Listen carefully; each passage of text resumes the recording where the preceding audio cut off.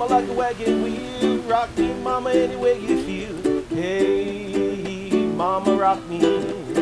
It's Breakfast with Bob. And Poncho Man, everybody. Welcome back to Breakfast with Bob from Kona and Huggo's on the Rocks. My name is Bob Babbitt, brought to you by Master Spas SFuels, right fuel, right time. HOKA, Fly Human Fly, Deboer Wetsuits, Quintana, our Challenge Athletes Foundation. Our next guest, Mr. Leon Chevalier. How are you doing, buddy? Hey, Bob. Yeah, it's great to be here. Couldn't make it 2 years ago, so yeah, it's great. We just saw some dolphins. It's an amazing place to be. What could be better than that? I know, it's just crazy. Not a bad way to make a living rather than sitting in a cubicle somewhere. Yeah, just getting a tan, just make sure I got sun cream on, and yeah, ready to be out on the island. Yeah, I mean, you've done a bunch of, you were at T100 Miami and Singapore and London and Ibiza. At the same time, you're doing Challenge Roth and doing Kona. Do they work well together balance-wise? The whole idea of the season was to, well, I was offered the contract by T100. Yeah. And that was like an amazing opportunity to do something a bit different this year. Mm-hmm. I think this is my fourth season now. And the first 3 seasons were kind of like copy and paste. Get ready for early season Ironman, qualify for the World Champs, do some 70.3s to keep the motivation up. Right. And hit it hard at the World Champs. And this year I was like, let's try something different. I needed a bit of a break after those first 3 years because I went from, just getting started to winning races and big races and top 10s at World Champs, top 5 last year. Yep. So it was all like, I needed to take a step back and recover, I guess. And the T100, something different. I also really need to work on my swim. And I never made the group so far in T100, but Getting closer, and it's definitely pushed me in training and working those starts. And this weekend with I think there's 50 odd guys on the start line, there's a lot more people to fill in those gaps. And so I'm hoping what I've learned in T100 is going to help me out on the weekend. And the whole idea was just like build through the season, right, and be in shape for the end of the year. When I look at where the sport has gone, perfect example is Challenge Roth, right? Here you swim 48:38, ride 4:05, run 2:41, go 7:39, and you're 5th place, 20 minutes behind Magnus? Yeah, well, I think he went 7:24 maybe, so that's 15 minutes behind. Yeah, I mean, he had an amazing performance. That's why it's the benchmark on the distance. He was just solo. I think after 5K on the bike, he just went off into the distance. Really well prepared for that race, and he executed it to a T. I was on my own for the whole day pretty much. It was pretty bleak. We talked about the performance, and I came off of it. I was disappointed in myself. I didn't feel like I'd performed at where I'd set my expectations. And it's crazy to think that you can be disappointed with 7:39 and a but 2:41. It's great. It means that that's the level that I hold myself to, right? And that a 2:41 on the run being disappointing is it's a good place to be in. Yeah. And so the year 2023, you win South Africa, you win Les Sables, you win Ironman Cozumel. I mean, even though Cozumel was a time trial and South Africa was a shorter swim, it's still a win, right? It's still a win. What do you come away with when you're so consistent? 2:39 at 5th at the Ironman World Championships in Nice, 2:39 marathon there, 2:46 at South Africa, 2:42 at Cozumel. I mean, that's really consistent. Yeah, I made a really big jump in my running last year. I joined our local athletics club. Just a running club? Just our local athletics club. Yeah. And the standard there is ridiculous. We've got a group of, 6 to 8 guys. So we run twice a week on the track. And 6 to 8 of us that are all pushing each other to go faster. Yeah. One guy's run like a 1:05 half marathon. A couple of us have run 1:06. So it's a really, really high standard for just a local running club. And it's really helped with taking that mental energy off. You just show up at 7 p.m., right, do the drills, do the session, whatever the coaches decided we were going to do. And it's really improved my running, getting that speed back. And that's how I've been able to drop, 5-6 minutes on the run. And since then, 239 in Nice. Yep. To go under 240 for me, that was like It's a huge. good thing. Yeah. And then Cozumel, it's not that I jogged it, but I had a really big lead by the halfway mark, and so it was all about securing the win. Yes. And the Not Kona doing slot. anything silly. Yeah. And so it was really, really hot day too. It's like similar conditions to here. And so to run a 242 where I wasn't really pushing it to the end. That's amazing. That's crazy. And then 241 in Roth. I feel like I've normalized that level of performance, which is a great place to be in.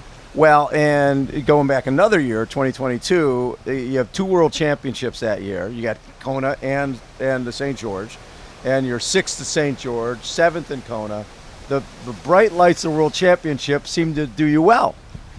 Yeah, I think it was Cam. We saw each other in South Africa in 23, and he was saying that I'm always there for the days that matter. Right. And I think when I commit to a goal, I really go full into it, all in. Yeah. And that's why I was disappointed with Roth, because it's a race that I've prepared so well for and improved a lot in training, and then to not be rewarded with... So far, I'd been rewarded by either wins or top 10s at World Champs. So to get a 5th in Roth, I was aiming for higher than that.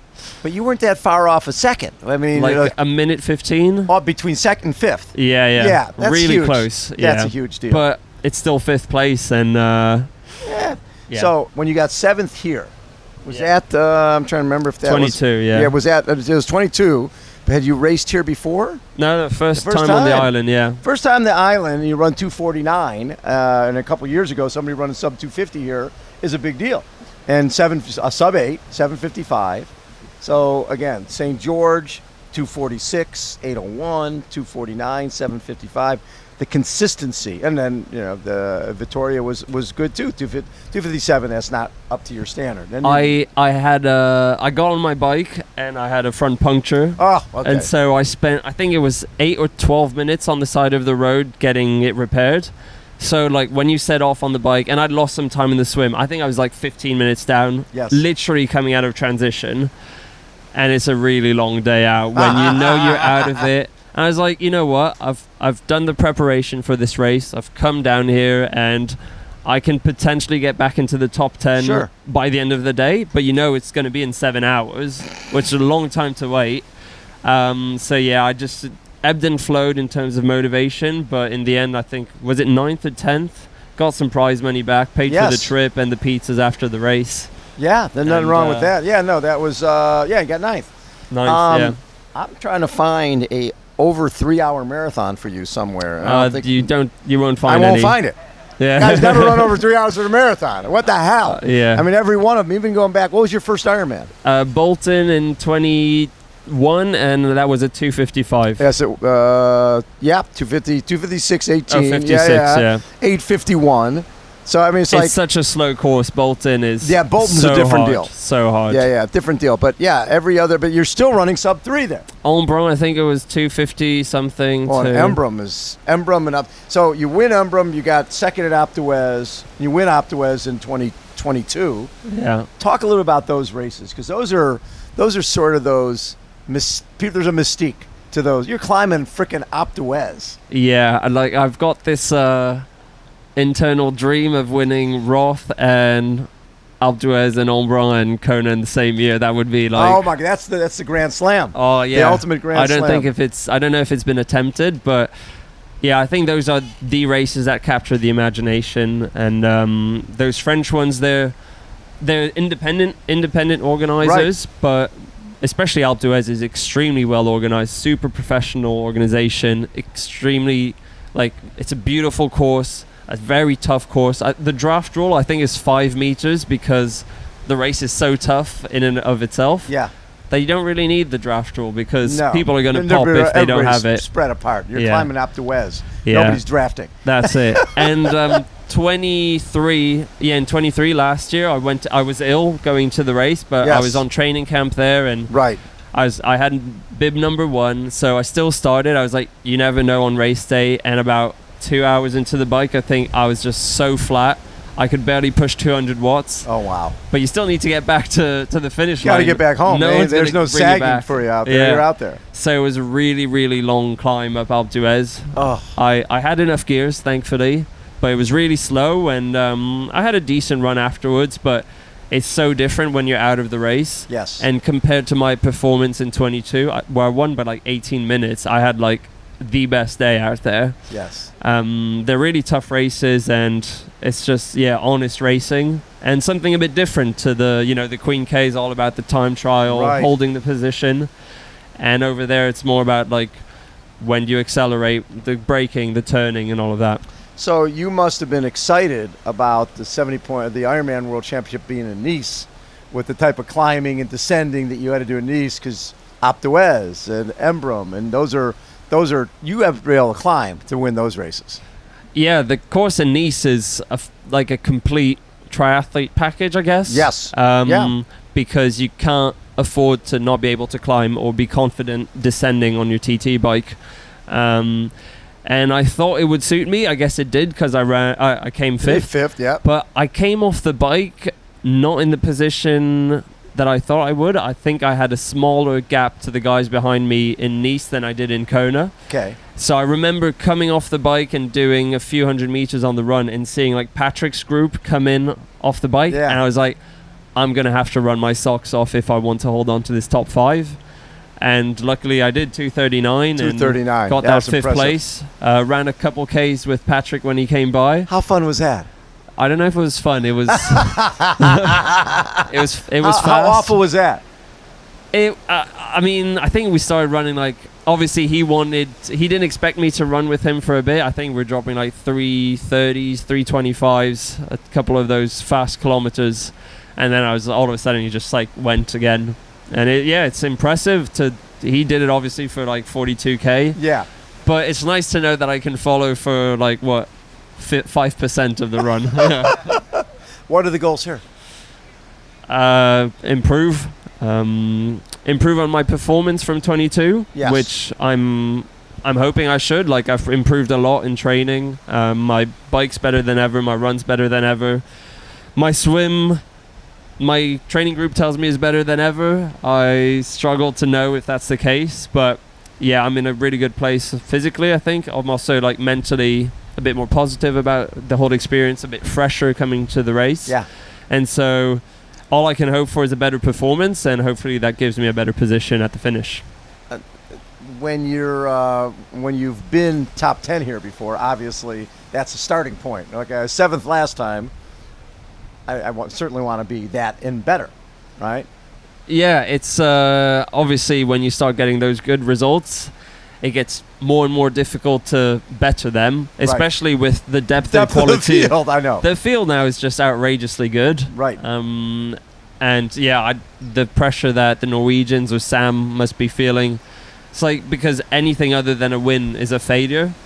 Right. So, I mean, yeah, it's a privilege to be in that position.